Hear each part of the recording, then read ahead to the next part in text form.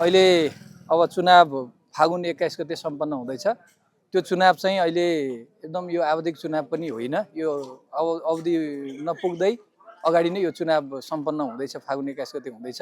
यो चुनावमा हामी सम्पूर्ण मतदाताहरूले चाहिँ स्वविवेकले एउटा चाहिँ यो क्षेत्रमा को उम्मेदवार राम्रो छ भन्ने ढङ्गले चाहिँ राम्रोसँग बुझेर मतदान गर्नको लागि मैले सर्वप्रथम त म यो अनुरोध गर्न चाहन्छु। कमरेड नारायण काजी श्रेष्ठ चाहिँ यो शान्ति प्रक्रियालाई एउटा तार्किक निष्कर्षमा पुर्याउनको लागि चाहिँ पहल गर्ने एउटा नेता मध्येको उहाँ हो।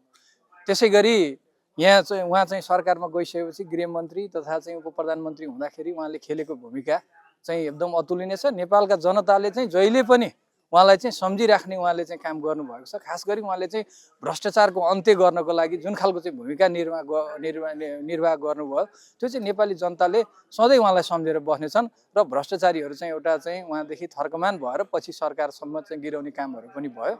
म के अनुरोध गर्न चाहन्छु भने एउटा नारायण काजी श्रेष्ठ चाहिँ एउटा निस्वार्थ भावनाले चाहिँ ओतप्रोत भएको त्यो ढङ्गले चाहिँ काम पनि गरिरहेको उहाँको चाहिँ एउटा निजी जीवन निजी सम्पत्ति केही पनि नभएको देश र जनता नै उहाँको लागि चाहिँ प्रमुख कुरा रहेको देश र जनताकै लागि समर्पित एउटा चाहिँ त्यस्तो योद्धा चाहिँ यो सर्लाही निर्वाचन क्षेत्र नम्बर 3 मा चाहिँ उम्मेदवारको रूपमा हुनुहुन्छ।